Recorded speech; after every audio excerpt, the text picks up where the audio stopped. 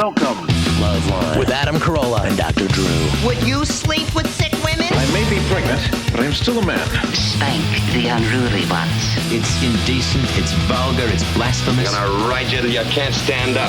Come on, let's go down. All right, keep your shirt on. LoveLine's meant for an adult audience. LoveLine may contain sexually oriented content. Listener discretion is advised. Here's LoveLine with Dr. Drew and Adam Carolla. Yes. Really? No. Trying to kickstart myself here. Didn't you just finish saying, just seconds before the mic went on, you said people are craving something real.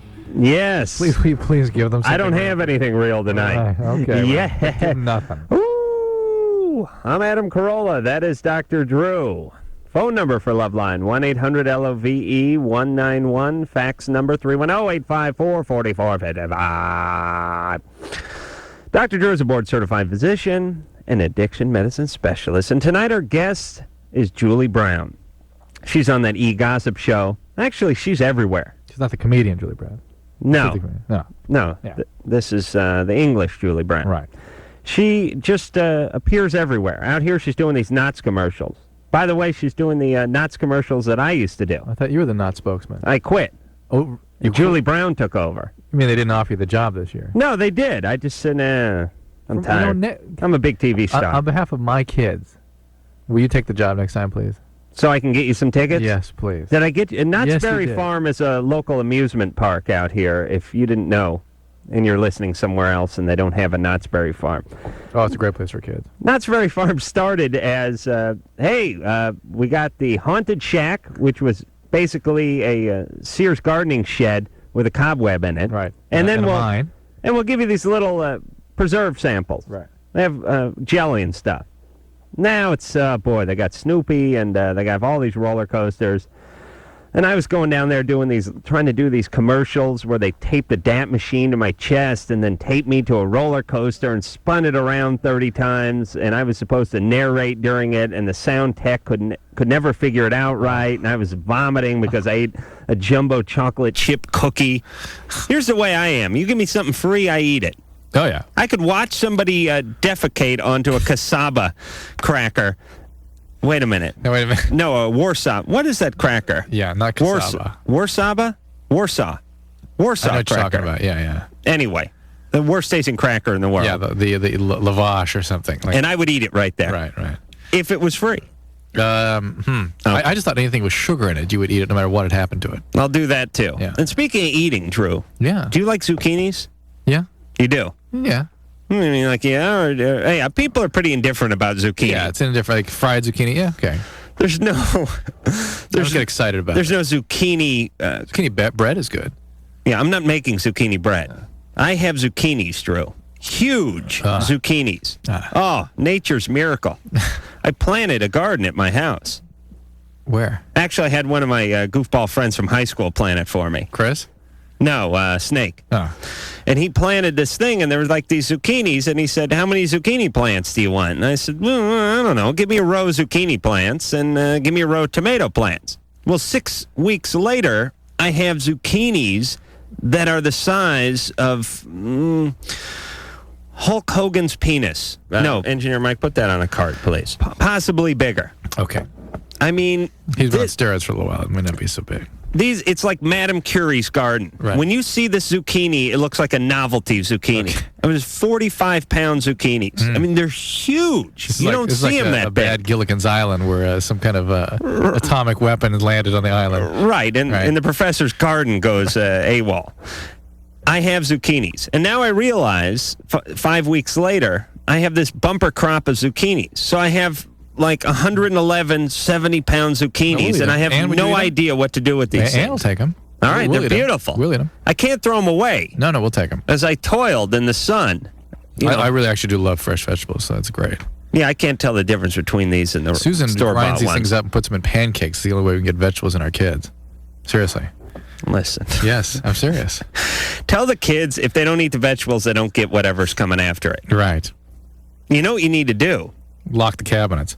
You need Disney to endorse a vegetable. Oh, yeah, it's a great idea. Disney needs to come out with a vegetable. Great idea. I don't know if they have a Disney farm somewhere or something, but if they had the cowboy from Toy Story on a zucchini, your kid would gobble it up. Yeah. That's what you need, Drew. That's brilliant. All right, what are you going to do about that? I'm going to think about it. Try to figure out a way to foist that on him. Thank you. Brooke. Yes. Hey, did I mention that Dwight Yoakam's coming in? No, you did not. Well, he'll be in at the end of the week. Okay. Okay. What's going on? You're 23. Yeah, I'm a little nervous. So, I just got married 2 months ago, and I've been with my husband now for 3 years, and we have a baby. And How old is the child? she's 2.5. Mm-hmm. And I had bruises the day that I got married, and he now tells me that he is dedicated and that he realizes what he's done to his family. And Did you say dedicated? I think that was the word. what's that? Was the word dedicated? Dedicated. Okay. And you had bruises the day of your wedding because... I got really upset because he had strippers at his bachelor party, Oh, and boy. I had brought it up a couple too many times. And leave the room, please. Anne is like, did you remember Starsky and Hutch? Yeah. They had, or Beretta. Beretta had Rooster, I think, and Starsky and Hutch had Huggy Boy. Right. And women, or Huggy Bear, sorry. Women have Ann, meaning when Beretta or Starsky and Hutch needed like the word on the street, they'd go to one of these guys. These were pimps with feathers in their hat. They can't make 70s TV shows anymore where like a black guy in a fedora and a full-length purple duster stands out there and gives out information. But the point is they would go to these people and get information. Anne makes it her business to know about every bachelor party in the world. That's right. Yeah. You could have called Ann and found out what went on. She probably just punch up your last name and do a whole computer readout. Well, there was they played 3 rounds. I'd make a lot of money. Oh, Ann? Women from all over the world would come to me to find out. And you'd be gratified. Oh, It would really be yeah. a dream come true for you, I think. That's my calling. Yeah, it really is. Well, here's the thing. And the rat. Let's And by the move way, on. I got to tell you something. I'd like to get some feedback from some of our listeners on this one. Adam's going to be gone a couple of days. Was it next week? Mm-hmm. And Is? Is it next week or the week after? I don't know. I think it's the week after. First week of September. Yeah, I've requested that Ann sit down here with me and do a show. I think it's a brilliant As opposed to having idea. a fill-in host. So if anybody thinks that's a great idea, please feel free to stand up and be counted. Brooke? I'm losing my mind. Yeah. Okay, so the wedding went on. There was a big bachelor party. You started ragging on him and he hit you? No, that's the thing. He says he's never hit me because he's never taken his hand and open hand hit me. He's broken a couple phones on my head, and he's slammed my head on some walls. Wow. And this didn't start until you got married? No, this... Well, it happened right before they got married. No, it's been going on. I know, but Right it on. happened right before you Right. got married. What is his Right. family of origin like? Do His dad is full-blooded Armenian, and his mother's full-blooded Irish. Do you know? All right, get out of there. Those are 2 fighting breeds. That's like mixing a pit bull with a Rottweiler. Well, my daughter, she's now starting to voice, and he's done this in front of her. And so she said... Let me just tell you that is very damaging for a child to see that stuff. I know that. And she told him, Daddy, no fighting, and she's told him, Daddy, you hurt Mommy. And so now he's... Do you understand that children that age take responsibility for these things? They feel She has thrown herself at me to protect me. Brooke, So he's smacking you around right in front of her? Brooke, That's the thing. He doesn't smack me. He throws look, me. on All behalf of- right, listen, Brooke. Please. Can I just tell you something? All right, I'm Now trying to he tell says- you something. Listen to me. Adam, Oh, man, I'm going to listen. come over there and smack you. Wait, let's- No, listen, please, just What? listen to me. What? The only reason that I tolerated this, I mean, I'm smart and I'm an intelligent person, and I just sort of woke up one day in this relationship, in an abusive relationship, and believe it or not, he is a really good father. I mean, he's quality sit down Wait. on the floor. What is the only reason you've tolerated this? And he's been so good to her. He has not been good to her. He has traumatized her badly. And now he says he realizes that Badly. voicing it. All the Monopoly and Lego in the world is not going to undo what he's done to your child. Hold on. Put that on a cart, would you, Mike? And, Mike, would you get those carts going? Hold on a second, Brooke. What is going on with the cart machine here at Westwood? None. We don't have a cart machine? Why? Did they tell me to stop ragging on them? No, me. All right. Well, get a cart machine, please. Can you please? We're getting backlogged here with Drewisms. Monopoly and Lego. That's golden. I've been working on getting your vacation days ready. Okay, all right. So Brooke, That shut him up. listen, is the guy in any kind of counseling?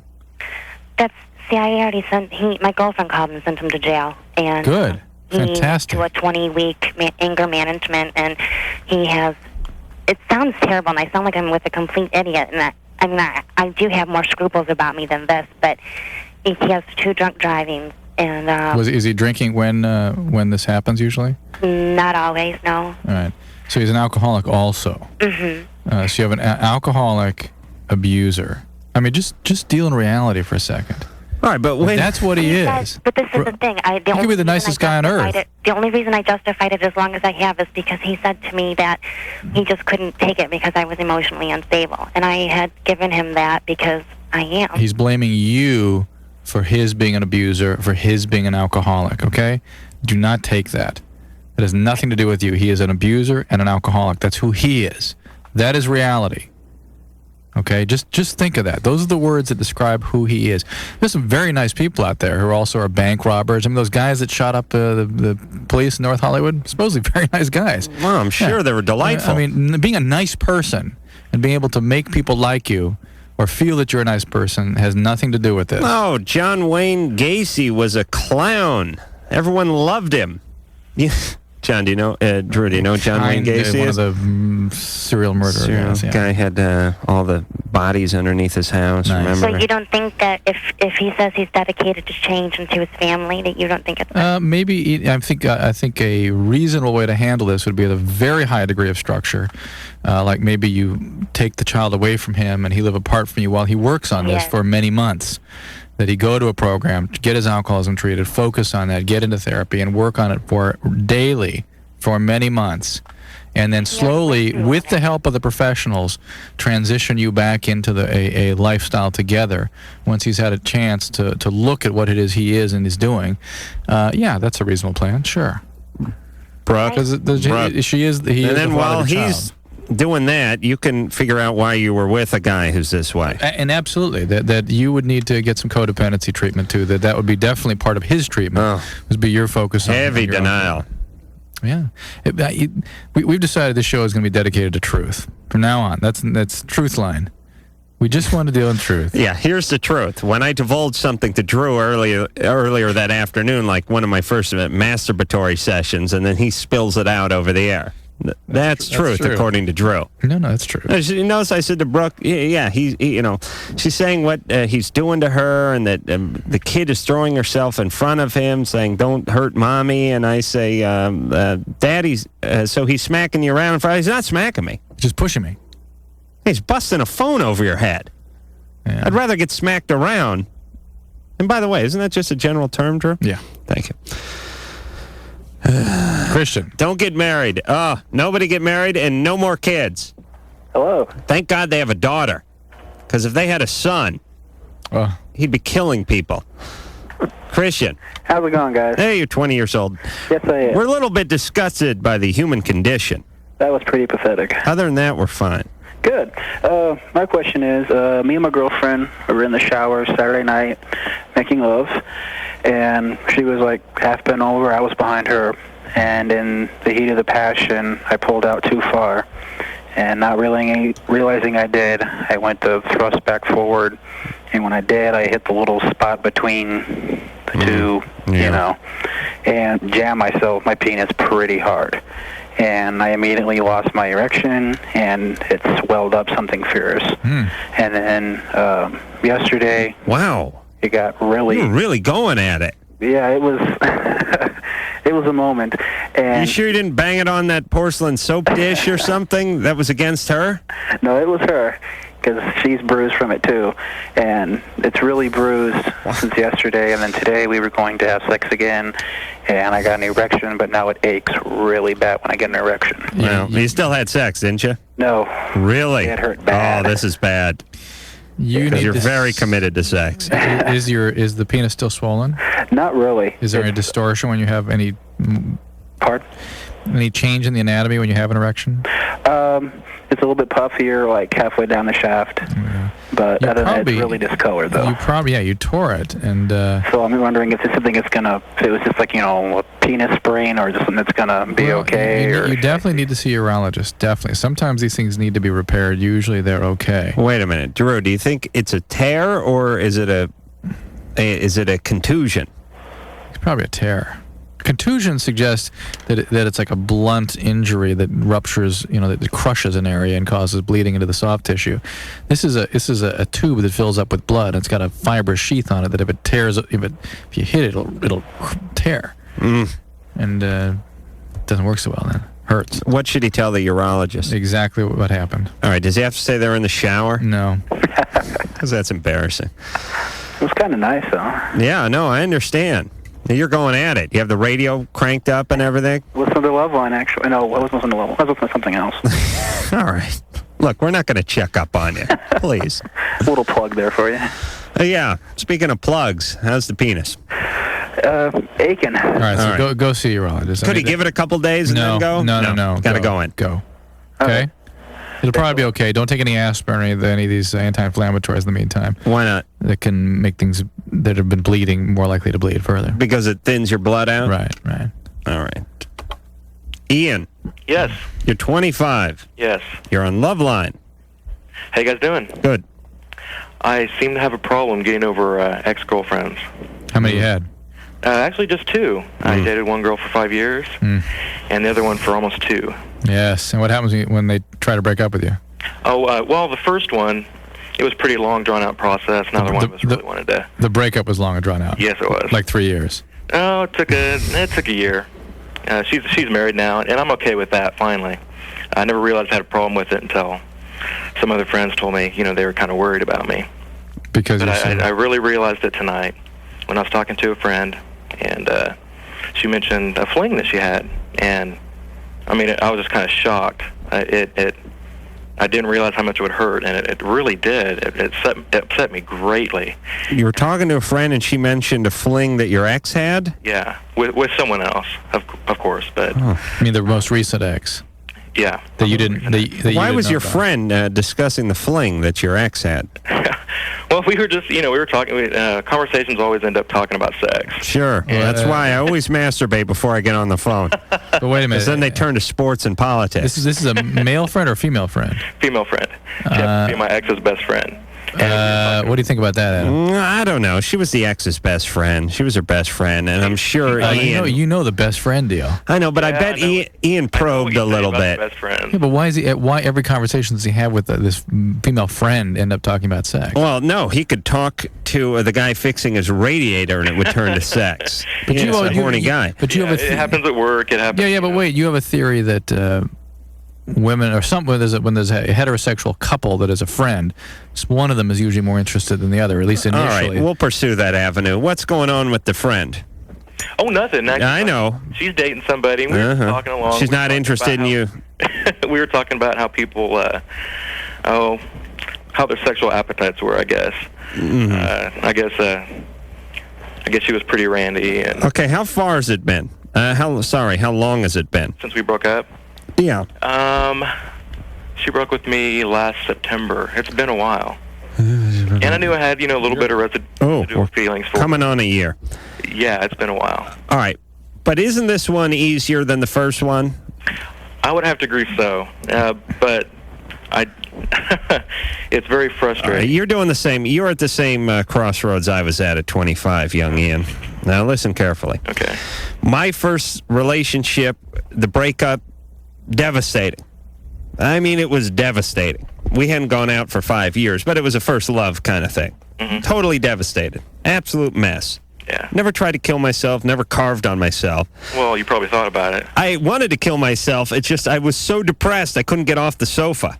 Yeah, I was there once, too. I managed to lose 30 pounds in a month. I lost a bunch of weight. I was miserable. And then the second breakup came when I was about 25 with the stripper girlfriend. Again, miserable. Beside myself, miserable. Had to get her back. Blah blah blah. Made an ass got her of back myself. actually too. Yeah, I did get her back. And screwed that up. I did the same thing as soon as I got her back. I thought I could get back with this girlfriend, but... Right. All right. Main ass of myself. For some reason, after then that broke up for the second time, I have not been that miserable since. Were you in therapy at that point?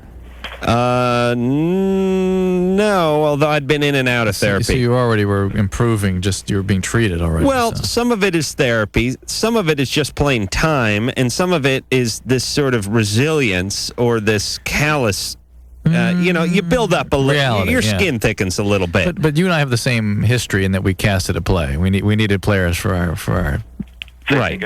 Our drama. Right. You would be playing the part of the gay neighbor, by the way. and he's pointing at me. Oh, yeah, not you, Ian. And I was wondering there. But we both had clingy, unrealistic, were fantasy filled in a lot of the shortcomings of the relationship. No. I want to correct you, Drew. My problem was I wasn't clingy until the relationship ended, and then I turned into Mr. Cling. So I was clingy during and... I was aloof. I was distant. I didn't want to get involved. I didn't have time for them. I avoided them. And then when they said, well, obviously this guy doesn't want to be around me, I can't take it anymore, I'm breaking up, then I turned into Velcro Man. I see. And cleaved to the side of their leg and had them drag me around like a fat mom dragging a toddler around a department store. I've actually felt like clinging to the legs. Oh, yeah, I know. You just want to hang on to them and not let go. Anybody that's close enough that'll listen to me. Yeah, it's actually a complicated psychology that is operating here, but you hopefully will learn to manage this. All right, so here's my advice for you, Ian. Okay. Don't do anything stupid. Oh, no. It's been a while. Yeah. You're just about out of the woods. Get on with your life. The best thing you can do is invest time into your life. Don't start up with the drugs. Don't get yourself thrown in jail. Don't balloon up. Don't drop 80 pounds. Just press on with your life, and it's going to be painful. You know what? Treat yourself like someone with a handicap. This is a good thing. Meaning, there's people who get into a motorcycle accident, and they lose the use of their legs. And all of a sudden, everything becomes a chore. They used to spring out of bed in the morning. Now they have to work their way onto the wheelchair. They used to jump in the shower for 5 minutes and head to work. Now they got to get on some sort of contraption and lower themselves into a thing and blah, blah, blah, blah, blah. Every day is a chore. But the point is they just have to rise to the occasion and sort of push through it, and eventually gets better. Now, the good thing about a guy like Ian is his legs actually grow back. Right. He regains use of his legs. Maybe. He will. Yeah, but his legs are kind of... The knees are weak. They're a little atrophied now. Yeah. Yeah, a little knobby around the knees. I saw that too. He has to pretend like he's one of these people that just suffered this accident. He needs to push his way through. Otherwise, you're just going to lie in bed and get bed sores. Yep. And my life and family were so pathetic that I didn't have a choice. I mean, I was just screwed. I didn't have any health plan or anything. I mean, if I didn't go to work, I didn't get paid. Every day I went in was the day I got paid. You didn't eat. And that was it. Didn't eat if I didn't work. So as miserable as I was, as horrible as my jobs were, going to working for the Closet Guys, the born-again Christians, 7 of them. Me and 7 born-again Christians working at a closet manufacturing place in Burbank, in the hubs of hell. Oh, but I just pushed through it. And that's what Ian has to do, Thank too. God you did, Adam. Now you're here to just enlighten us all. And the next one will be that much easier, I guarantee it. Julie Brown will be in here in just a moment. She's from the Gossip Show on E, and we'll be back after this. Man, what a body. LoveLine will be right back with more innuendos that could get you in trouble. Dig those crazy bumpers. Hey, get away from my car! Wow. What a power plant.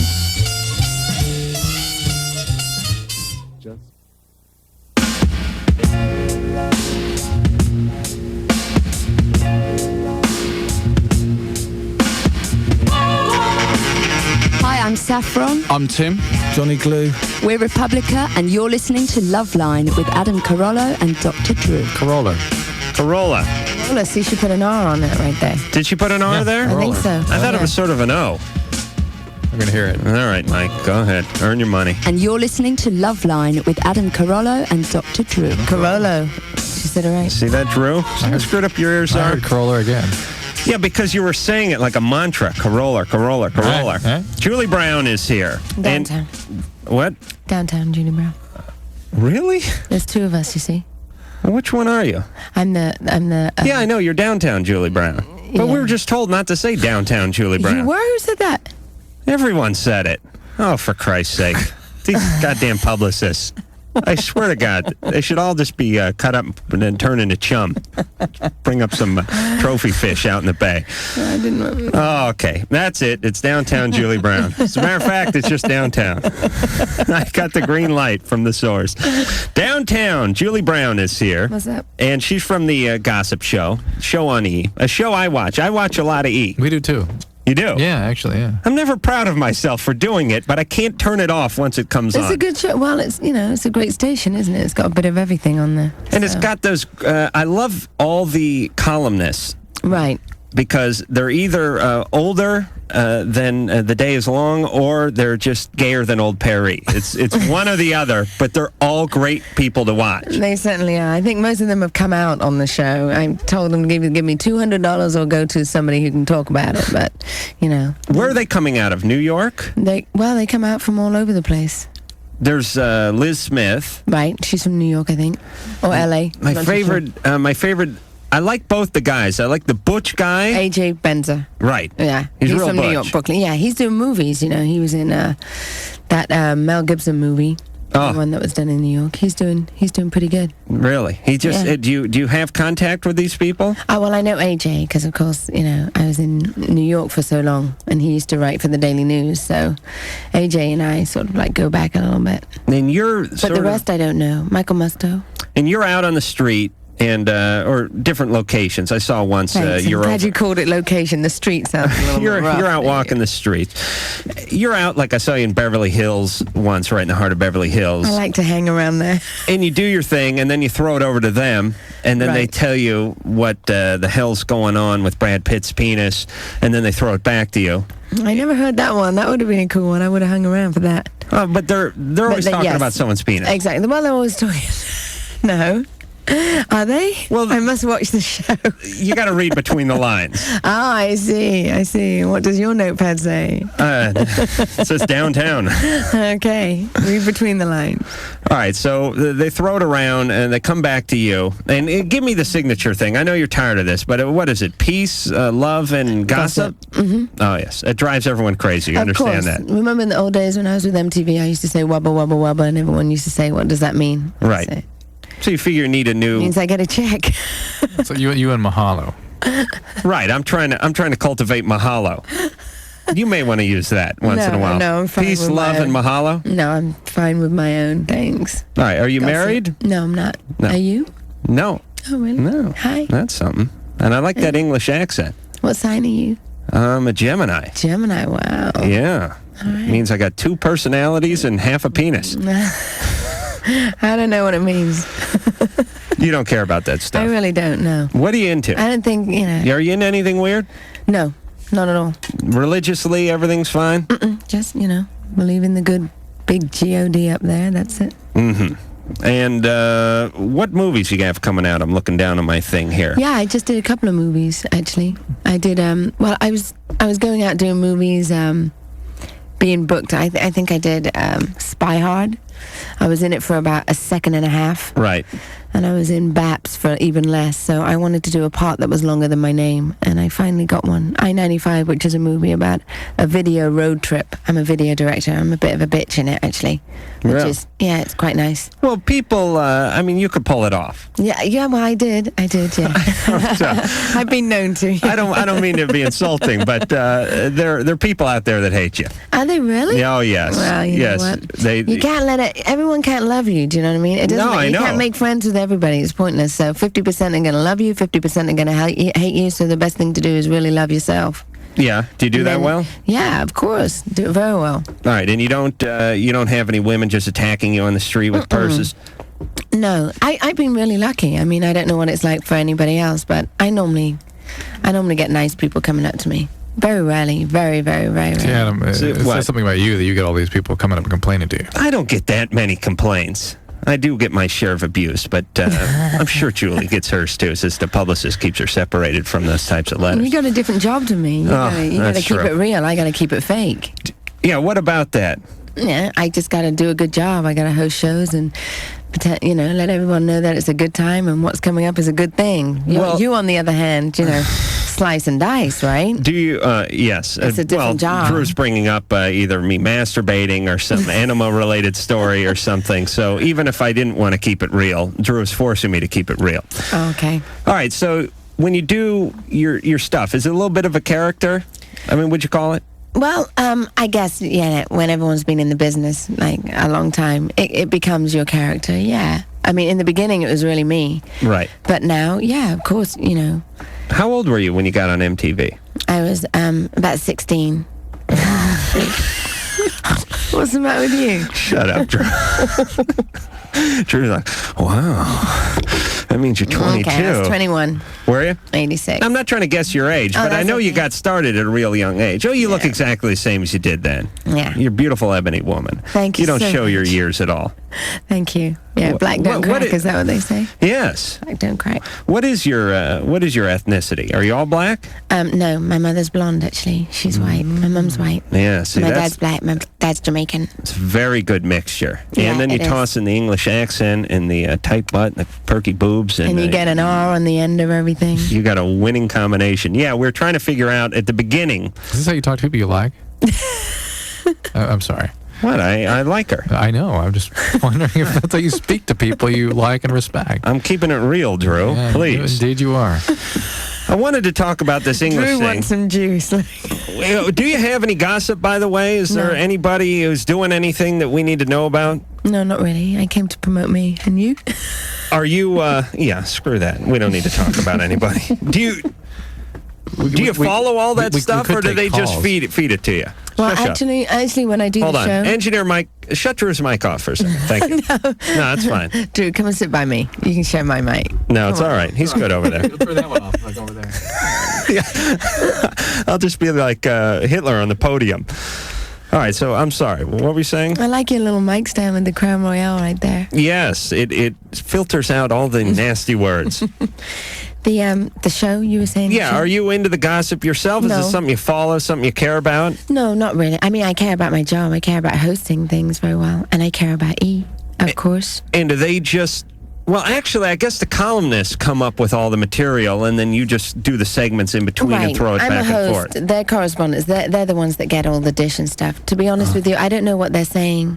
It's good because it's a good cover, because I really don't know what they're saying. When I do my stand-ups, they put their bits in later. Right. It all gets inserted. Yeah. All right, Drew, we can go to the phones now. Can I speak? There we go. Thank you. Hi, Drew. Good evening, Joe. Sadriana. Sadriana? Hey, girl. Hey. Wubba, wubba, your career's in trouble, trouble, trouble. All right, no, that doesn't rhyme. That was it. Well, that was it. I got to tell you, Julie. You know what? If someone's going to dog me the cool way. You got to have it rhyme. You got to say, either double, double, double, your career's in trouble. I mean. Yeah, I think she was trying to work the wubba in. Yeah. Wow. We've never. Thank you for spending so much money on me. So fast, past the screener. Wow. All right. And next time you're going to do a crank call, include a story. And don't pick a long-winded name that I can't pronounce. Just go with Sue, for Christ's sake. All right, Drew, why don't you sell the hell out of the next call? Right. We'll chat it up with Julie during the break, and then we'll come back. Aaron is 19 and wants to talk about what a threesome will do to his relationship. All right, this is good. Julie, you have something to say on this? Oh, yeah. Good. Yo, G. The phone number for LoveLine is 1-800-LOVE-191. LoveLine. Right back.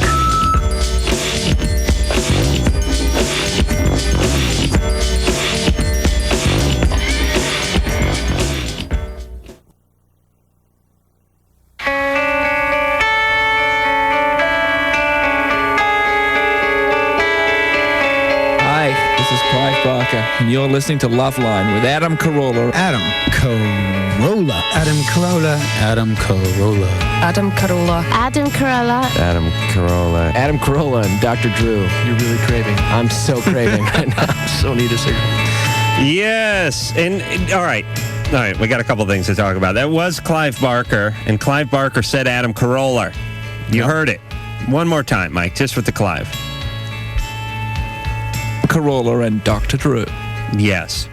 There it is. Right. It's that English thing. Now, I want to talk about that because Julie Brown, downtown Julie Brown, is here from England. Actually, she's been here for a long time, but you don't really lose a nice accent anyway. Well, no, I think I do okay. I have family here, so. Do they keep you with the accent because they have a strong accent? Not really. I think my accent comes out more when I'm like talking, interviewing or something like that. When I'm doing my show, I just fly off and get, I pick up the American accent a little bit more. But when I'm myself, when I'm just, chilling in a room. You sound like you're from Boston when you're just... No, I sound English. Oh, okay.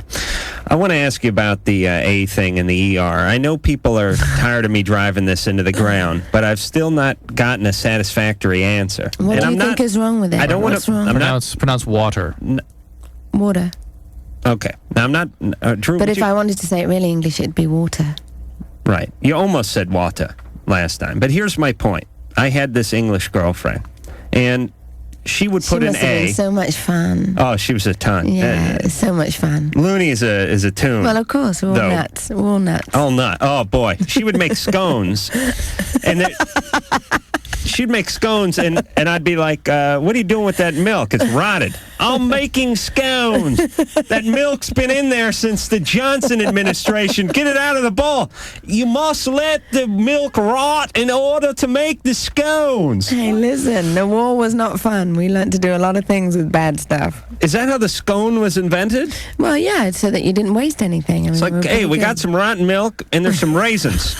What are we going to make? Some dead grapes and some rotten milk. Yeah, the grape's gone bad. The milk's turned sour. Let's see. What can we do here? Throw it out? No, don't throw it out. We'll make something called a scone. That's right. We never throw anything away. And it was good, but I couldn't enjoy it because it was rotted milk. I kept thinking the whole time. But you're very spoiled here in America, Yeah, we like spoiled. Well, we got a lot of cows out here. That's all. And they don't have that crazy bovine disease either. All right, here's what I wanted to get to. Every time there's an ER on the end of a word, such as water, she would toss an A at the end of it and call it water. Water, that's the right way to say it, water. Yeah, but it's WATER. Water. Water. Water. Water. I do it with 2 D's. See, you're still doing the on the end, but you're doing like a little thing in the middle of it, like water. Yeah, but that's just because I have a deviated septum and I did too much boxing when I was in my teens. But here's my point. It's water. Okay. But don't make me shut your mic off with Drew's mic off. Then I'll shut the phones down. Drew, do you have a problem with it? Is it water? No, look, let me get to my point. Drew, quiet down. Drew, quiet. All right. Here's what I want to say. They would say water. That's fine. I love that. It's very becoming. I love an English accent. And I understand that you remove the ER and you just basically pronounce an A there. But then when there was opportunities to use an A, like Corolla, it would become Coroller. See what I mean? They're spiting you. Corolla. Like when you were talking about... Right? Yeah, but when you were talking during the break about Martha, who was it? Martha and Nina. Quinn. Martha and Nina, you said Martha and Nina. Right, and you thought I was spelling Nina like N-I-N-E-R. Well, that's how you're saying it. So I didn't say Nina. I'm just saying, here is your chance to use the A, your beloved A. The A you've been dying to use. The A you've been using in water for all these years. Now here's an opportunity. Look at you getting all vexed. Look, I'm English. Right. I'm English. You're the one that's put the accent to it. You're the one with the accent. Trust me. All right. All right, she does have a point there with the, the language originating in her country and everything, albeit a small point.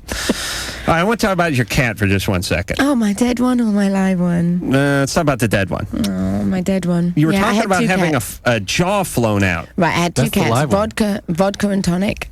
And my dog is called On the Rocks. So I got vodka and tonic. And vodka, got chewed up by a coyote. Vodka may have just killed itself. I think it threw itself into a coyote's jaw. I lived in New York and I wanted to call them rum and coke. But then, the one that's now tonic kept running off. So every time I opened the door, I'd be like, Coke, Coke.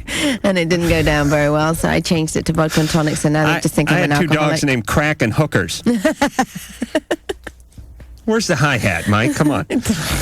The point is if you live in the hills out here, there are coyotes. Yeah. And if you don't bring your animals in at night, the coyotes, thank you, Mike. the coyotes kill them. Will kill them. And this coyote attacked your cat and did horrible damage. And the thing needed a new jaw? Yeah, his jaw was hanging off. His tongue was huge, like a human tongue. It was like fat and huge. And what did you do to replace the jaws, my question? They actually flew something in from Dallas. They actually flew a jaw in. Like a prosthetic cat jaw? Yeah, for my little cat. Did another cat get in a motorcycle accident? I think and they another needed cat a donor? donated the jaw. Actually, it was another cat jaw. They had to fly it in from Dallas. I mean, there's no cats being dying out here. I think it was a money thing.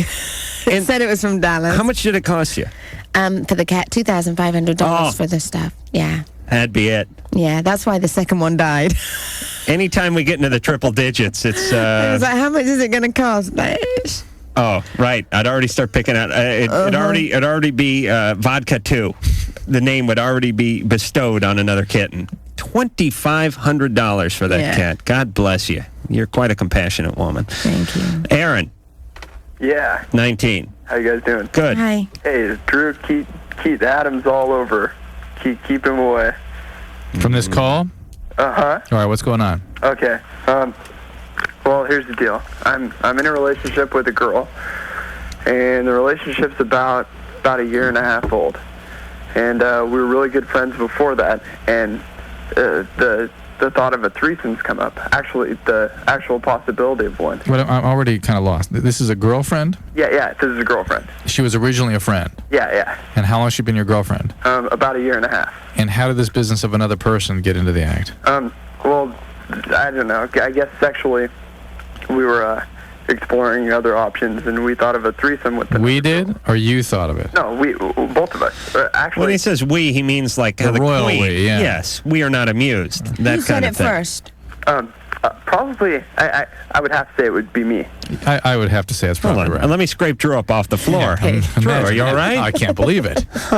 No, God, it's always the guys that say it first. That's right. How about a threesome? That's right. Let's talk about it. Because that's a male fantasy. That's something that men are. This relationship is a year and a half young. I mean, my gosh. I mean, yeah, if you've been with somebody like 50 years or something, not even then. But a year and a half young is pretty young, don't you think, to start exploring? Not only that, it's going to destabilize this relationship in ways that neither of you expect. She'll be gone, bud. Yeah, this whole thing will fall apart. And if that doesn't matter to you, and if you guys don't really care about each other, and you're just exploring just because you're a young guy, that's one thing. Well, let's not curse it yet. Let's just hear how do you him do out. that, though? How do you do that? If I was with my boyfriend, okay, and we decided, oh, yeah, let's have a threesome. And again, it wouldn't have been we, would it? No. It would have been him demanding it, pushing him demanding, it, and you trying to make him happy. Exactly. I mean, if I saw him having it off with somebody else, I'm telling you, it is over like Rover. But what about him watching you having it off with somebody else? If he wanted to watch me do that, then I'd know that he had no respect for me anyway. And no feelings. Yeah, no feelings. You got way too much pride. I got a good man. But listen, you're a celebrity. You know, guys don't ask celebrity chicks to do this kind of stuff. They don't. You don't watch the Gossip Show, do you? No. You know what I would do if I was having sex with you? No, I don't want to know. Excuse me, Drew, talk to me. Could we turn his mic off? Not physically. Could we turn his mic off? Is that stuff? Oh, yes. What a show we'll have. Drew, give me this. On. All right. No, I'm not going to say physically what I would do to you, because that's going to be a surprise. What I would do is I would watch this gossip show and get myself all worked up. Then I would listen to some of those godforsaken Knott's Berry Farm spots for a while and get myself going. And then I would watch some old taped MTV shows. And I would get into such a frenzy, I would just come bursting into the room and have you. That would be foreplay for me, to see you on there in that tight dress doing the peace, love, and gossip thing. All right, Aaron, and I would make you do that in bed, too. Stay with Aaron here for a second. Or ask you to do it, excuse me. Aaron, are you all right?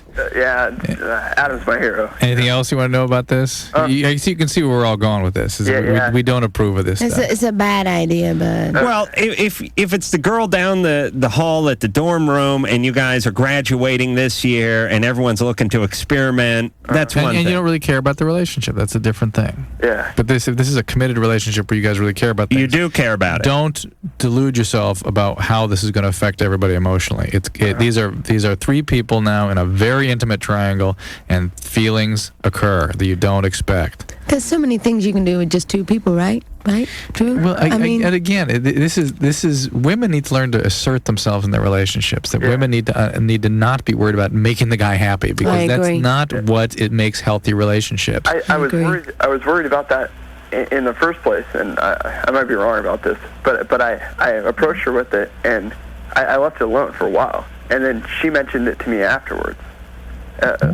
After a wait. Again, just decide whether or not the relationship it's a risky. And if it's really, really important to me? Right. If the relationship's important to you, that you're taking huge risks. She will do it for you because you want her to do it. Right. If you want her to do it, she will do it for you. But then after the fact, if it should happen, it's normally the women's feelings that normally do that. They should not do that. Well, yeah. Here's the deal. You always end up paying the piper with this one. Nobody would love a threesome more than me. No one would love people to be able to emotionally get away with a threesome, but people aren't wired that way. And if you are wired that way, there's something wrong with you. I think so. I agree. Meaning, if you can take your fiance, who you're going to marry in 4 months, and watch her have sex with another guy. Disgusting. And that's not for real relationships. That's for just, that's just for sex partners. And some people don't know how to have intimacies. In fact, they kind of keep themselves away from intimacy by that kind of thing. That's the only way they can even experience any kind of closeness, is if they have that kind of pushing away going on at the same time, and that's not healthy. It's not real. All right. Drew, never had a threesome? No. I know you haven't. I just want to ask you first, because Julie? No, never. Never threesome. Adam? Never would either. Wait a minute. I had like a 2.5 one time. It was actually, it did make it to the threesome category, because one of the women was so big that it was like a 3.5. It was not intercourse. It was just a oral thing. I didn't really do anything. I was just sort of along for the ride. I would think if this guy wants to experience a threesome, if he wasn't in a relationship, then he should go out and find two party girls and have a good time. The kicker to the story is the next morning, as if which was I dropped one of them off at what church. What happens to the third person? And the other one off at her boyfriend's house. Oh my God. What happens to the third person? What if she? Well, what do they care? They're just having a big sexorama. I mean, they're not. It's free sex for them. It's open season. That's the point. I mean, feelings. Please don't forget that's what this is all about. Really, I mean, the third you're going into a song. Then. No, the third person is not an object. They're a feeling human being who's going to have feelings in that experience. Unless it's somebody you hire. All right, Drew brings up a very good idea. When we come back, it'll be more with the infamous downtown Julie Brown, talking about the gossip show, and more with Dr. Drew and Adam Carolla on LoveLine. Meanwhile, on the other LoveLine in the parallel universe. Our guest today is a bear. Oh, and watch out for Earl the human clam. Both LoveLines will be right back.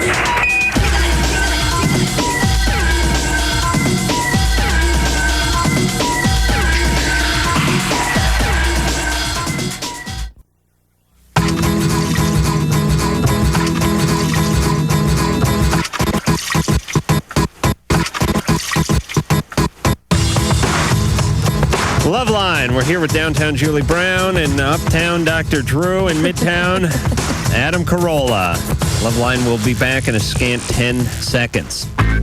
This is LoveLine on radio station WEBN Cincinnati.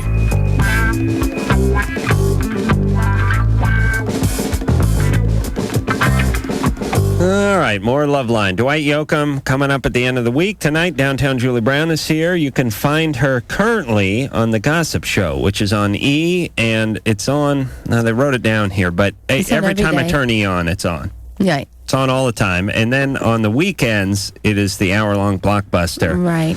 Which is pretty cool. Yeah, it's pretty cool. You get everything. You get the weekly wrap up. It's on every day at 2 p.m. here in Los Angeles. And I guess... Oh, I'm sorry. Go ahead. Sorry, I was plugging. No, go ahead. Plug. Go. 5 p.m. in New York City, like on the East Coast. And I guess you can't just tape a batch of those because everything keeps changing. It changes every day. That's why I have to do the show every day. Everybody thinks I just go in and like do a block of hosting, but it all changes. So my lead-ins change every day too. And is this 40 hours a week worth of taping, or is this 50 hours, or is it 20 hours? I do the show every day. It doesn't take me too long. I'm pretty good at it now. And you have a long contract with them? I have another year. How long's the show been on? It doesn't seem like, I mean, it's been on a while, but not that long. It's been 4 years? I think so. I think it's been about 4 years. Well, I've been here nearly 2 now, and it was on before I came. Who hosted it before you? I don't remember that. Heather Hart, that pretty blonde, pretty blonde girl. Oh. She's real pretty. What happened to her? I don't know. She's gone now. I think she went on to do other correspondent stuff. No, I think she's doing porn now. You're saying during the break, weren't you? No. Heather, I did not.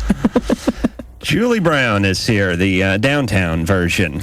Yeah. Personality. Started off in England. Got into this stuff pretty young, I guess, in England. Yeah, I did. I used to dance, like real dancing, like disco dancing. I was the world disco dancing champion. You were? Mm-hmm. How do they dub that? How do they figure out who's best? I thought John Travolta it was. It was all in that era. Yeah, we had 32 different countries from around the world, and I won the gold medal. How do you compete that way? You just really dance really funny.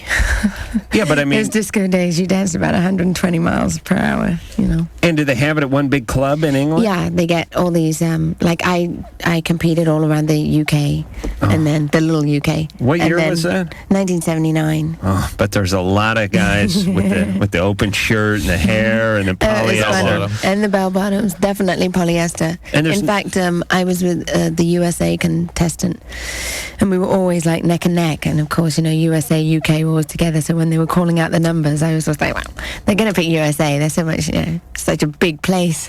And they picked you? Yeah. Oh, yeah. I'd love to see a picture. Did you ever have an afro? Oh, I was not attractive.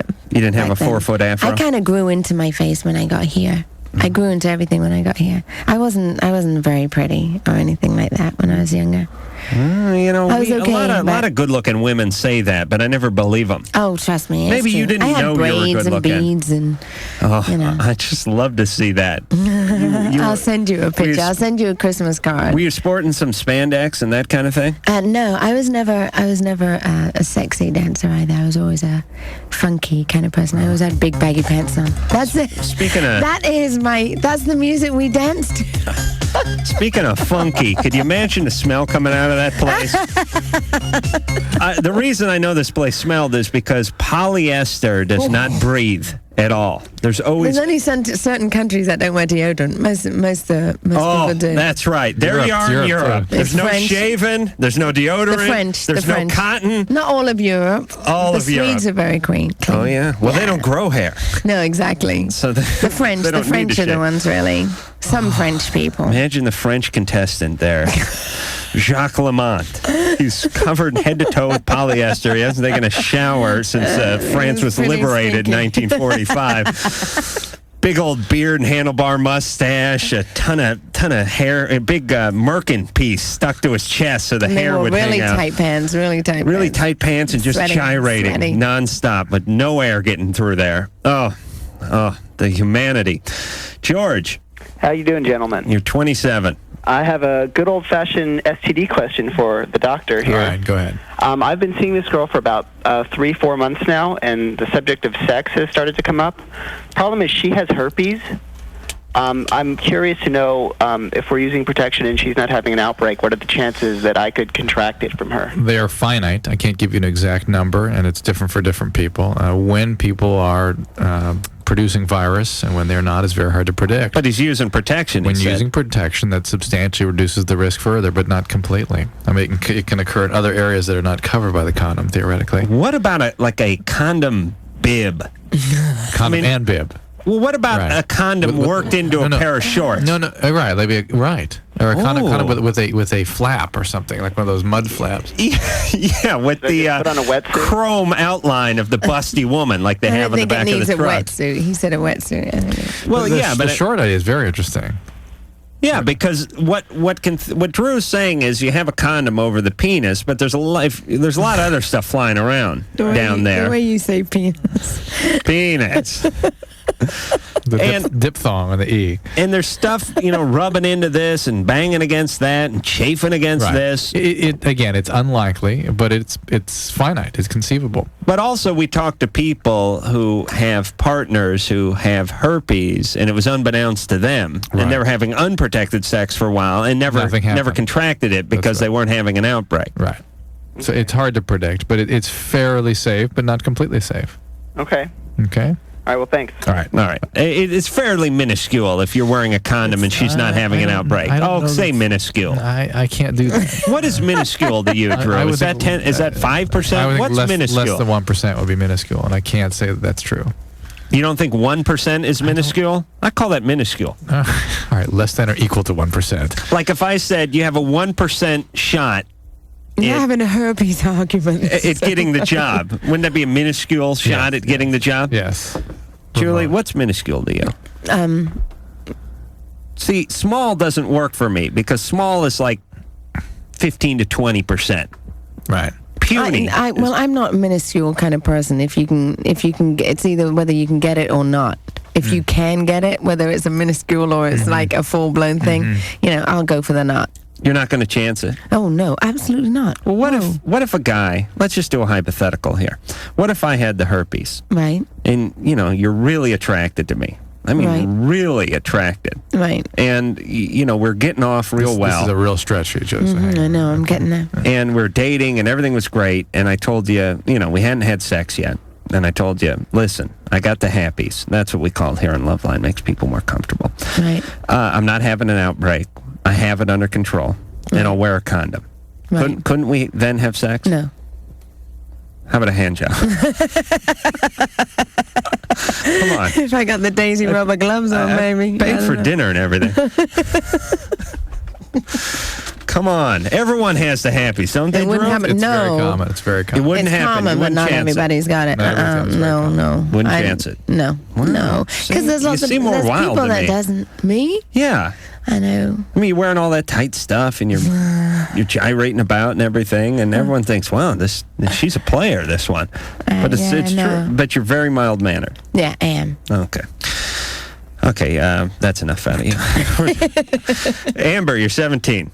Yes, I'm calling. I have a serious, very confusing problem.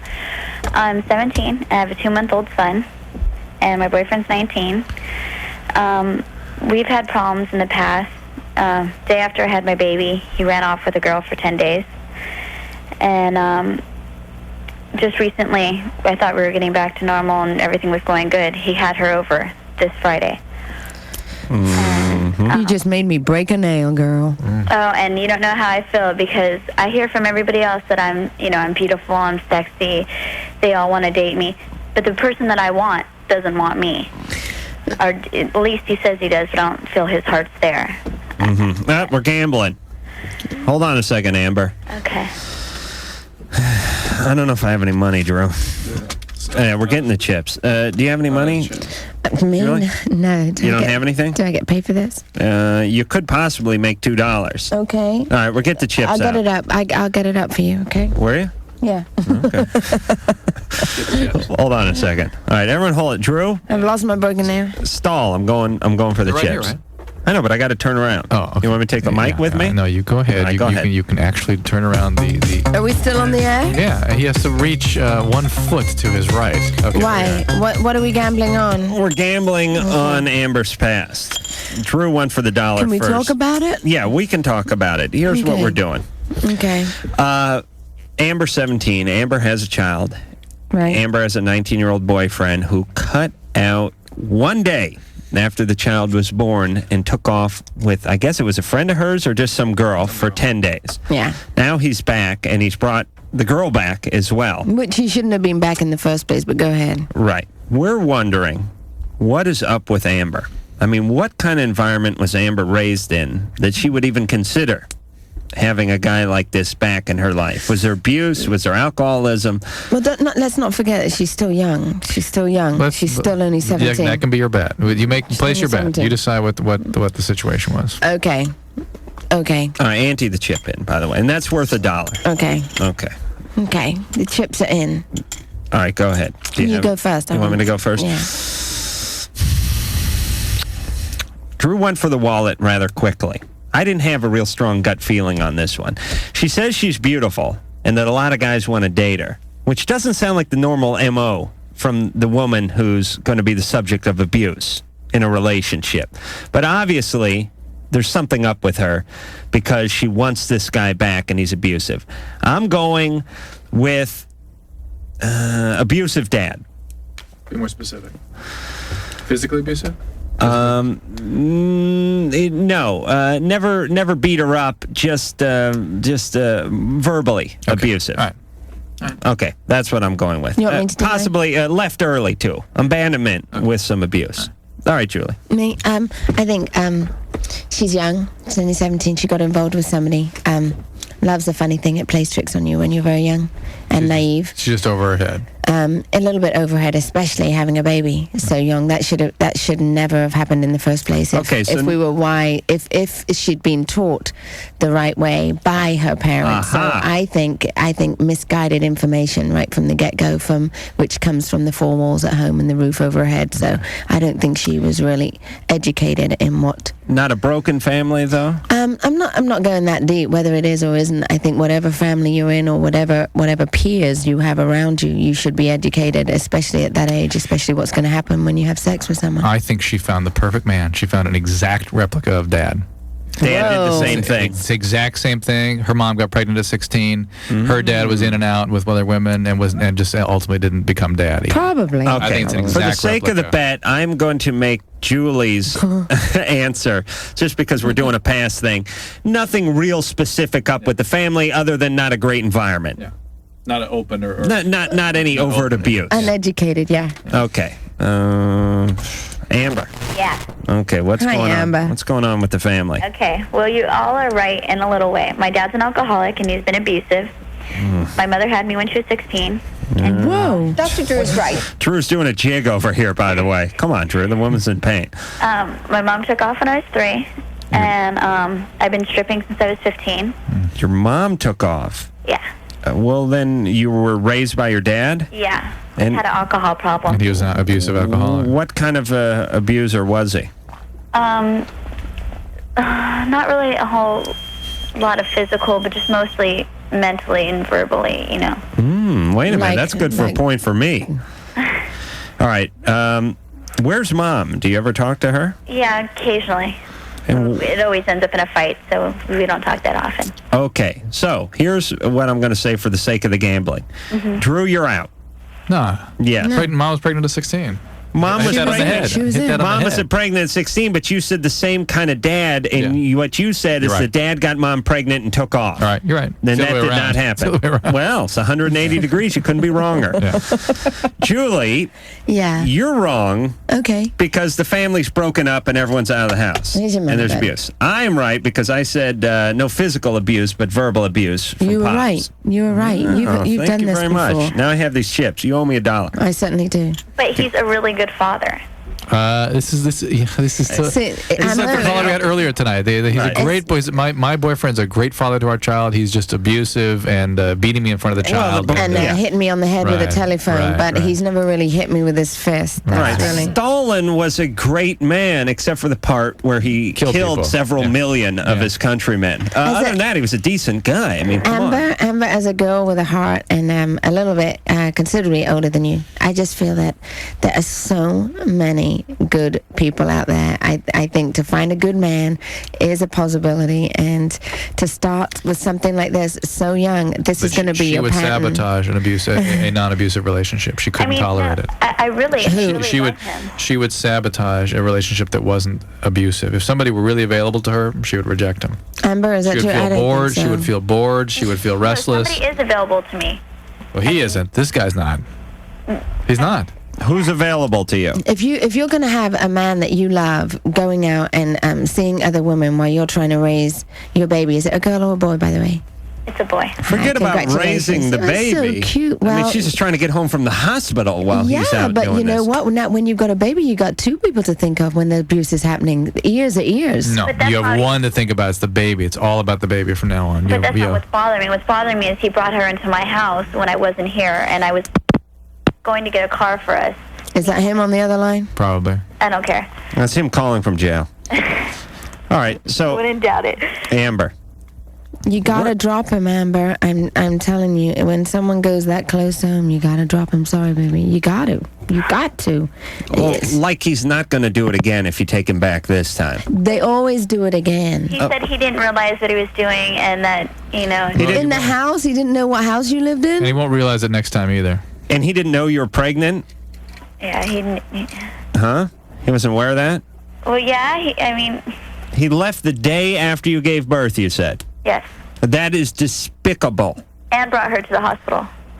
This guy is an asshole. And brought his other girl to the hospital? Yes. To what? See his new child?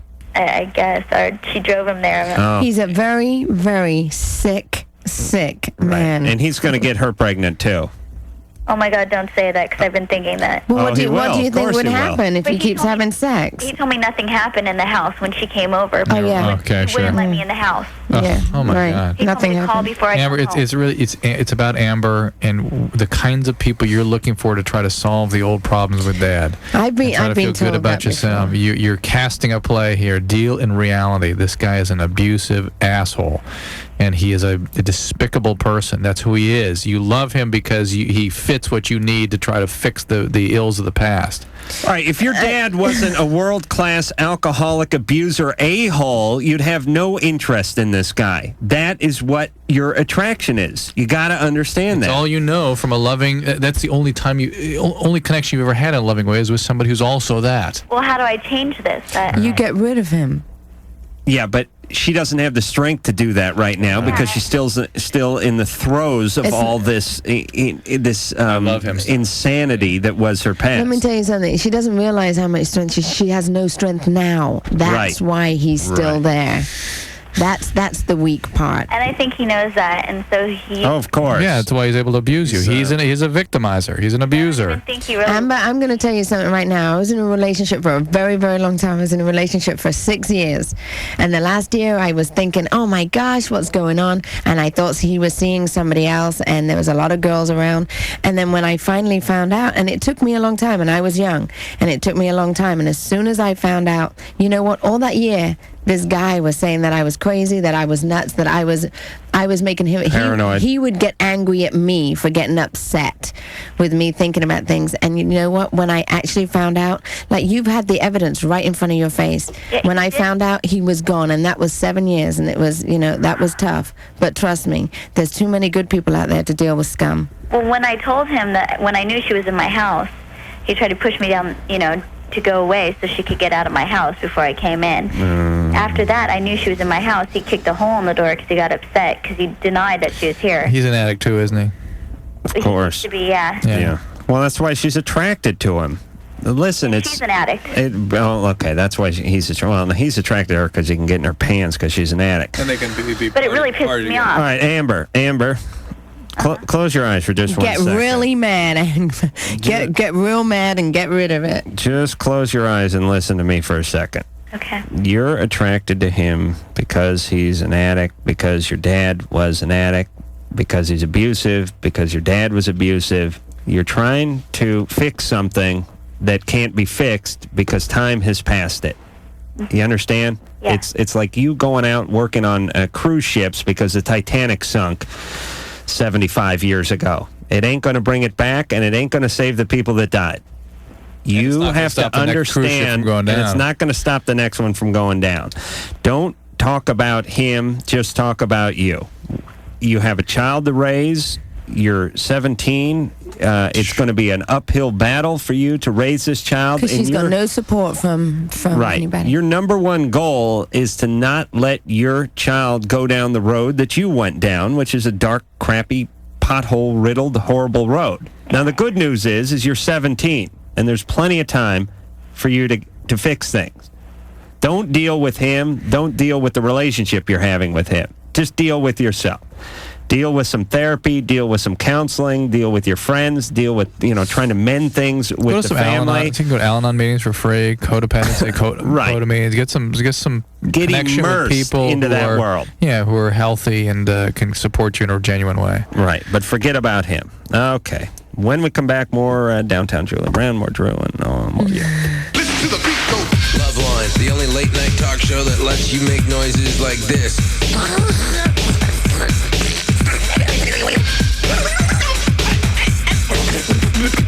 LoveLine, we'll be right back.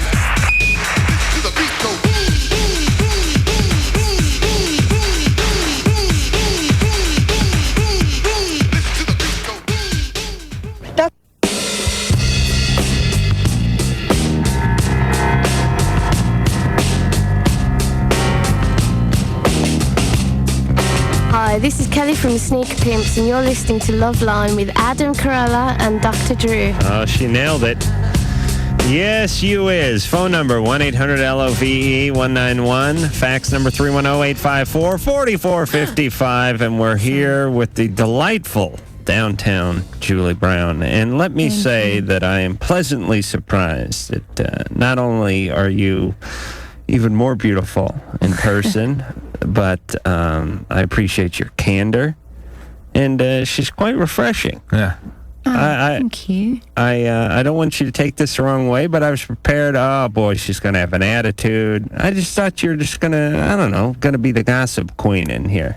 But you're very open, very honest, and it's quite delightful. Wouldn't you say, Drew? I agree. Thank you. Absolutely.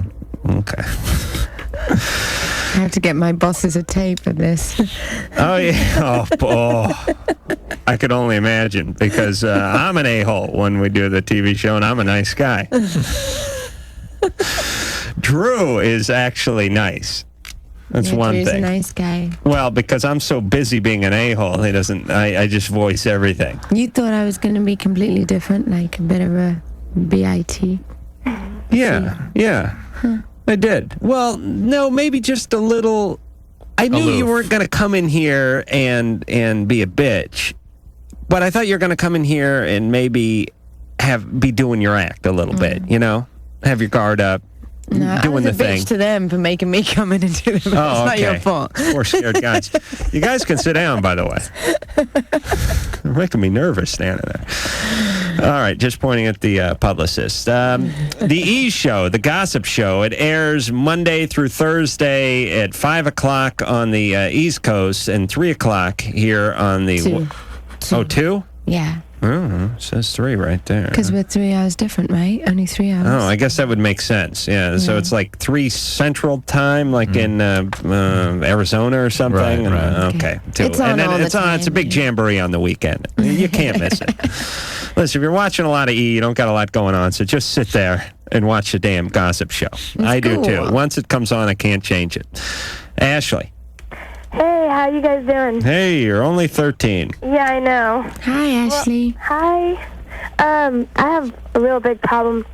Just like 2 weeks ago, I was out with my boyfriend and my friends, and he's 15 years old, and he wanted to get high with me, and so we, I guess we were doing marijuana, and I took a hit off of his pipe, and I went absolutely psychotic. I mean, I started rolling on the ground, absolutely screaming my head off. I was like, I couldn't remember some things. I was just shaking. Do you remember now what had happened, or is this just what people... I remember parts. It's like I couldn't remember some things, but then it was hard. I couldn't control myself. Have you ever had anything like this at all happen to you before? No, nothing. I mean... Are you on any medication? No, I was on like Ritalin, but I don't think that has anything. You were on Ritalin when you No. were exposed to That was in during the past. school. But See, we used to just call this a lightweight, Drew. They don't have that terminology anymore. Remember that? He's a lightweight. Has she got high before? Have you got high before? no, see, I've taken a few hits off of like A joint? yeah, a joint and stuff, but I didn't really really. Did you? Are you sure it was marijuana in there and it wasn't something heavy if it was a pipe? That's what I thought. Maybe it'd be laced and stuff, but my boyfriend, I guess, he took a hit before me, and he didn't get any. He didn't like do anything. Nothing happened to him, and so my friends thought I was acting.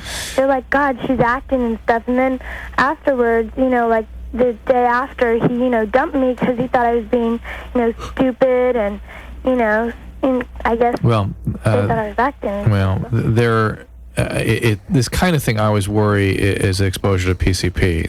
That's something that people can put in there, and in certain individuals can react very strongly to, and others may not have so much of a reaction Especially if they've done it before. Yeah.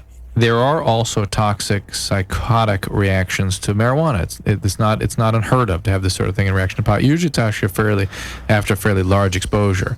A single hit usually wouldn't do that, but it's possible.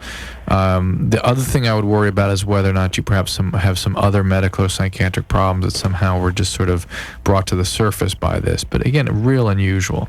Really? Hard to say exactly what this was. Well, because I've had problems with my parents, and I go ballistic and I go off the wall, but would that have anything to do with it? Yeah, sure. If you already have that sort of you're a little biology unstable, operating, and pot is an unstabilizer. And so is any drug, for that matter. You had a frustrating age, too, here in America at 13. That's a pretty hard one. By the way, marijuana and hallucinogenics before the age of 15 can be quite damaging. So please hold out. Please don't do that. I really worry about kids getting exposed to those drugs at a young age, because your brain is still actually developing, still actually growing. Really? And it can affect the health and way in which the brain would normally have developed. Ashley? Yeah? All right, so the guy dumped you. Yeah. Fine, screw him. He's too old for you. He's a hesher. How old is he? He's 15. 15. Well, he's 15. See, I hang around older people, right. and when I was living in Asia, I'd hang around even older people and stuff. Smoke opium with him, perhaps? What? No. What were you doing in Asia? Yeah. I lived there for a while. I'll try asking a question again. What were you doing in Asia? My dad was a businessman, and I guess I lived with him, and then things did not work out there. I see. Fought, I ran away to a different country. And Oh my God, how old were you? 13. And my dad was like, you know what, you need help, you need to go to a boarding school, and he sent me back. To a boarding school? What? What country did you run away to, by the way? Singapore. Wow. Yeah, so it was I ran away to Van Nuys once, but I never left the country. You never left Ventura Boulevard, did you? Or? No, never went south of it, no. All right, Ashley. Uh-huh. We're wrapping up. Okay. Don't smoke any more pot. It's bad for you. It doesn't matter what age. Forget about this guy. Okay. And the deal basically is, it sounds like to me, is you're a little bit unstable. You're prone to acting out, and you had pot, and you acted out.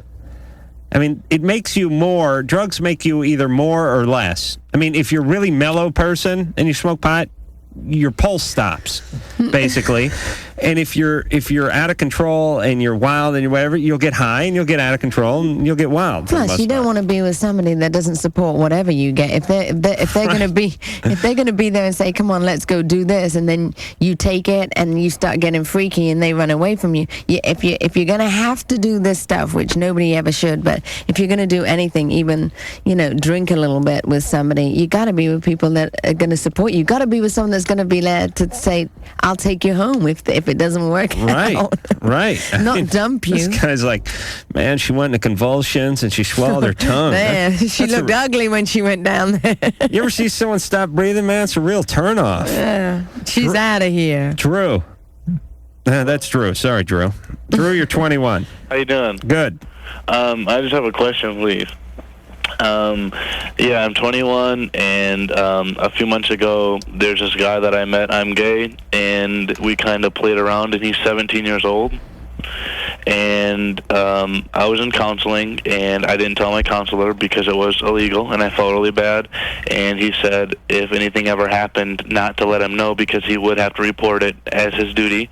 And so I never told him. He kind of just recommended me to stay away from this guy or not talk to him. So I haven't talked to him in a long time, and he started calling me lately, and I don't really know how to handle him. Who's your counselor? Who's my counselor? Well, I don't need his name. Is it a therapist? Yeah, it's a therapist. And he told you not to say anything because you said you were carrying on with somebody who was younger? Right. I mean, he said that if, for my benefit, that if I did want to say something, that he would have to report it. It was up to me, but... Geez, I didn't know counselors or therapists had to report stuff like 21 and 17. I really didn't. He said that it was, under his obligation. I'm not sure, so... I know. At least he does. Yeah, but... Most states. Well, you know what I'm saying, though, Drew? I mean, if you're having suicidal tendencies or you're having homicidal tendencies... If this guy were talking about something he were doing to 5-year-olds, I'm sure the therapist wouldn't be bending the situation, saying, hey, don't tell me, I don't want to know. He'd be trying to figure it out and want to report it. You understand? Right. So the therapist is cutting him some slack, too. Yeah, he is. I just didn't even know you were responsible for that. The law's the law. I feel really bad because, I mean... You're talking from Rocket Drew, the man who drives 90 miles an hour every night on the way home on the 10. Hey, the law's the law. I have my own kind of justice. I mean, I totally have respect for the law. You got your own brand of justice, Drew. Sorry. Oh, wait till the coffee and donut series comes out. What should I do about him? I mean, whenever I talk Is he to still him, 17? He's not going to turn until March, which is my birthday also. You gotta wait till your birthday. Yeah, oh, boy, you're going to get a present. Wait till your birthday. You're going to get a big butt present. I'm just worried I don't want to get busted. I'm just self-conscious. I think it's just like relationships. Something like with anybody who's a little bit younger than them.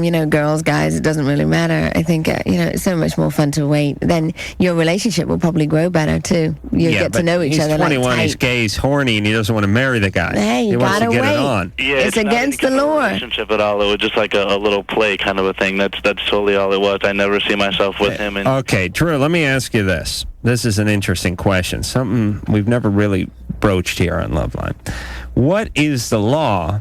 For instance, if there's no penetration, like if you're just engaged in oral sex, you know what I mean? There's a lot of gay couples that don't have penetration. I think they just have oral sex. I think there are different statutes for different. There's different states. Yeah, there's in Arizona, so it's really. But there's unlawful sexual intercourse, and there's also unlawful sexual contact and any kind of sexual contact with any person under the age of 18. It's different. Yeah, but see, I can tell you.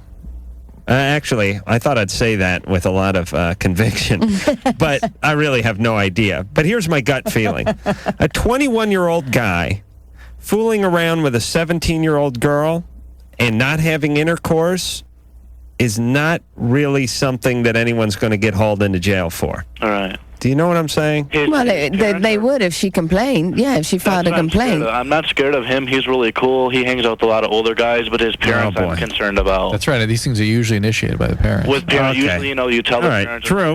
Drew, then find an older sex toy. Would you? This guy's hanging around with a lot of older guys, too. God knows what's going on with him. You know what I'm saying? Oh, yeah. It's being passed around at a joint at a Mata Hoopo concert or something. I mean, you know what I mean? God knows what he's picking up. Yeah, that's right. All right, just find a guy your own age. Julie. Yes. What, are you leaving? I gotta go. I broke Where are a you nail. going? Did you find your nail? No, I didn't. It's on your floor somewhere. What's up with that? I don't know. They fling off. I heard it crack when that poor girl told you about her problem. You know what? Because that just, It broke your heart and your nail. I just think girls have got to be so much nicer to each other. And then I think everyone would just be a little bit... themselves. Yeah. Yeah. I got deep. I'm sorry. I got deep. No, it's all right. It's midnight. I've been going since 8 this morning. Let me see your hand. Can I see your hand? Yeah, I broke it. Sorry. Let me see. Oh, they're the mine. whole thing come flying off. Yeah, they're mine. Those aren't yours. They're you mean mine. you bought them? They're yours. No, they're mine. I've just got that porcelain stuff to keep them strong so I don't break them all the time, but I broke it. Wait, what are you talking about? Let me see this for a second. I broke this one. This, look, those you are have to look glued on underneath. top of yours. No. What? It's the special solution that you dip in. Right. And you put it on top of your nail to keep your nail hard. See underneath? Got to get some of that for my penis trim. Yeah, probably will. I've got some in my bag. Really? I don't need much. I'm sure that's not true. You let your nail go. You're very healthy. Thank you. You're more than welcome. Oh, all right. This is what I like. All right. Downtown Julie Brown, everybody. Thank you so much. Leaving a little lighter, but a little wiser from the LoveLine studio. And again, you can find her on the Fabulous Gossip Show on E! On the weekends. They got the blockbusters Monday through Thursday, 3 o'clock, 5 o'clock, and 6 o'clock. I'm everywhere. She's everywhere. She's Downtown Julie Brown. We'll be back. Hello, my name is Margie. I'm the world's fastest typer. There you go, War and Peace. I love to listen to LoveLine while I type. There you go, the Necronomicon, typed in human blood. Something's wrong with Margie. LoveLine will be right back.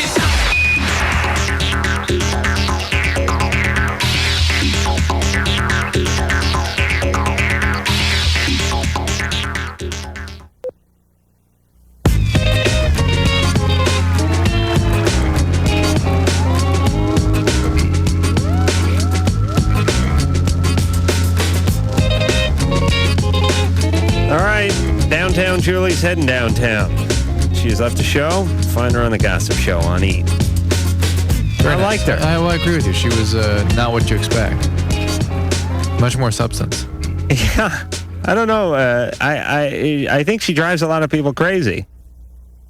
I think she does. I mean her character that she plays? Well, it's not really a character. It's persona. just like her on a double cappuccino or something. Right. I just mean it's kind of like, I think a lot of people, here's the deal. All right, here's what we've learned here on LoveLine. Can't judge a book by the cover. There's certain people out there that you expect to be amazing people and virtuous people, for instance. There are people like, you take a guy like John Ritter. Right. Here's a guy everyone likes. Yeah. Everyone loves John Ritter. Yeah. Everyone says, oh, he's Jack Tripper. Right. The lovable scamp from Three's Company, and then he goes on and does other stuff. Everyone loves him. Right. Right? Nice guy, isn't he? Yeah, he's a great guy. But, he's done a little womanizing in his day. Believe me. I won't get into details, but we had a little talk on the airplane, and there's, he's a guy like any other guy. But people wouldn't expect that. Right. And I'm not saying, I don't mean to slight the guy, I just mean he's a regular guy. Right. A marriage, a divorce, girlfriend, that kind of stuff. Right. He's not squeaky clean. Right. And then there's guys out there who come across as players or what have you, and you expect that they're up to more. Like you expect Julie Brown is probably up to more. Right. But she's not. She's just nice. Right. Nothing going on there. It's I would think more frequently women would fill that bill. What do you mean? A man that act like a player is probably a player. Okay. You're probably right. Okay. Steve. Yeah, hey guys, how you doing? Good, you're 29. Well, listen, I kind of have a problem here, and the problem is that over the last year, I've been out with about 60 women. And it seems like the majority of the time, between the first and the second date, they'll tell me that they're getting back together with their ex-boyfriend, which, of course, usually is a lie. I'm usually, a lot of times, I feel like used as a tool to make their ex-boyfriends jealous, or they've been abused by, let's say their ex, and they're not ready to be in a relationship, or they were, abused by their father. They have some other kind of personal crisis in their life. It's like they expect you to be an abuser, or it's just like what we were talking about. When they find out you're a nice guy, it's no. Well, I mean, I have a decent career. I'm looking for someone that can bring a little extra something to my life, and I don't expect anything out of the ordinary from a woman. When I take her out on a date, all I expect is to go out on a date, and that's it. If they don't want to go out with me on a second date, that's fine. I understand, but it just seems like women. And I don't know whether it's just American women or women in general, or it's some kind of epidemic going around. They don't want to be straight from the get-go. I recently met a girl at John Gray seminar here in town. What does that mean?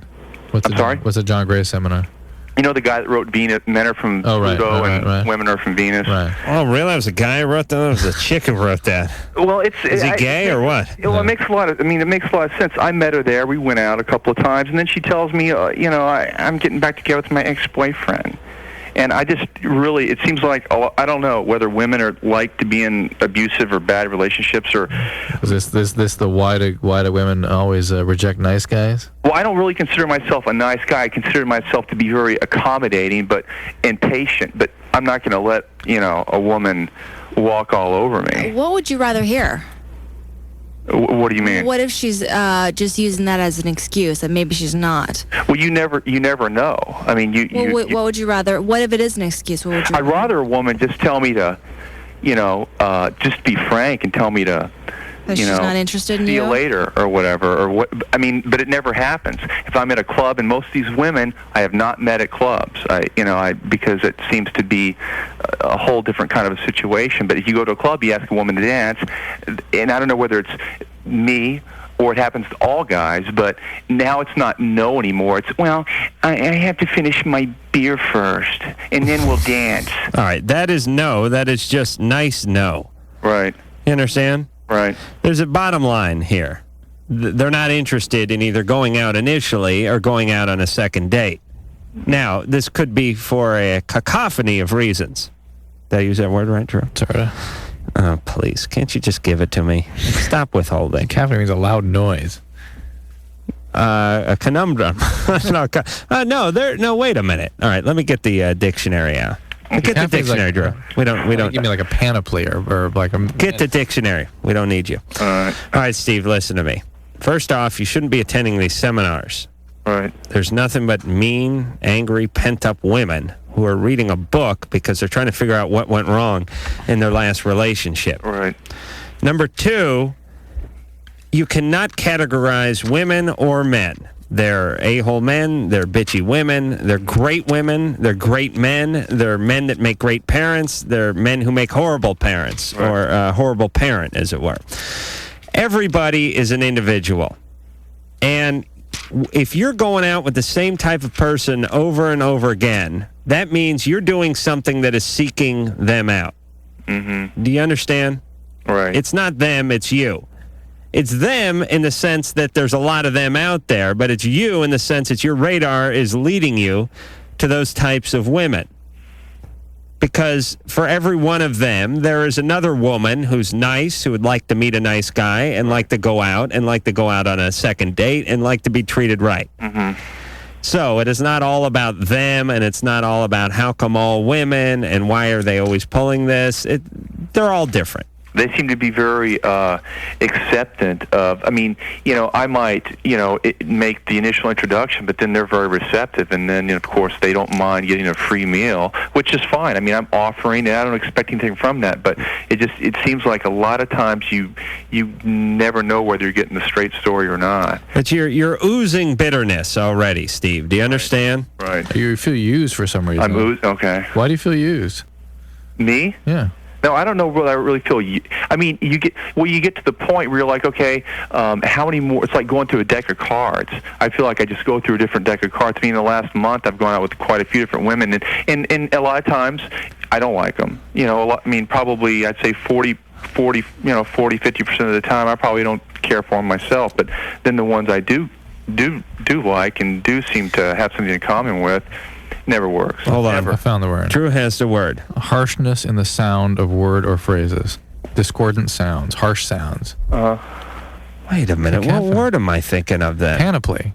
I wasn't thinking of panoply. Or a... cornucopia. Okay. All right. Steve, you're going out with a cornucopia of women. Right. Yep. Oh, what happened there, Steve?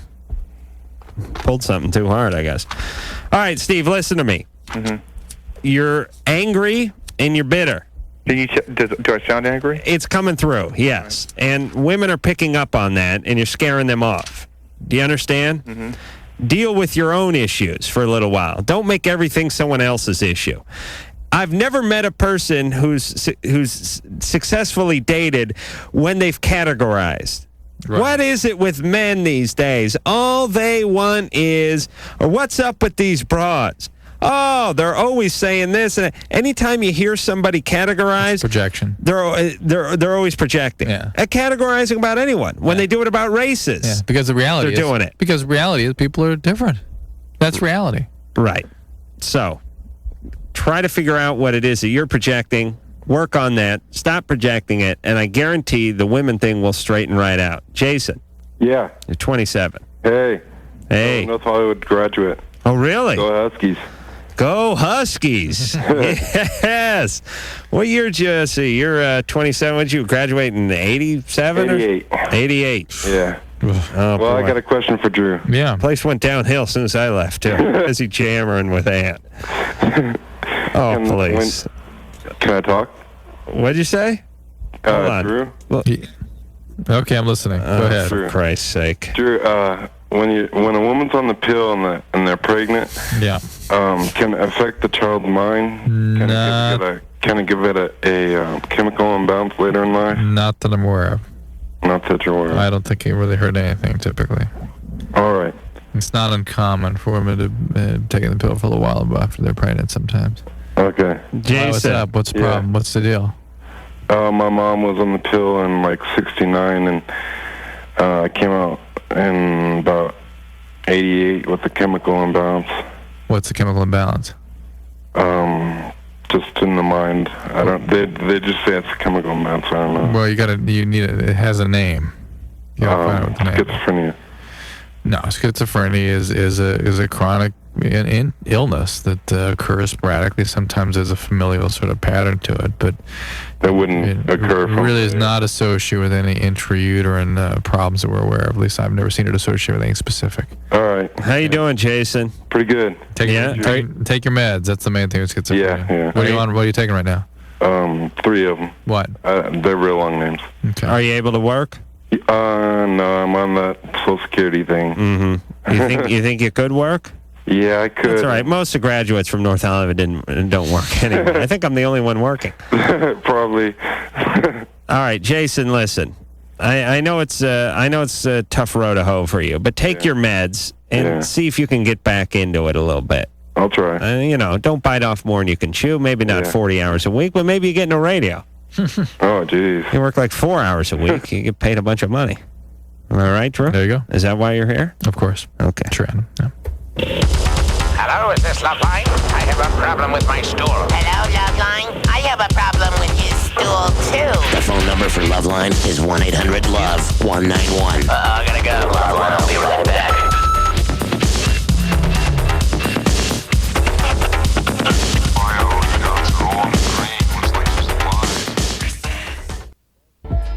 That show was fast for me. Was it fast for you? Kind of into Julie Brown there. You were smitten. She looked good. This has been LoveLine. The opinions expressed herein are certainly opinions, that's for sure. If you'd like a written transcript of today's program, you probably should have written it down yourself. And if you did, we'd like a copy. LoveLine producer Ann Wilkins. This broadcast was copyright 1997 Westwood One Entertainment. This music is MXPX on Tooth and Nail Records. Sit, Obo. Obo, stop dragging your butt across the carpet.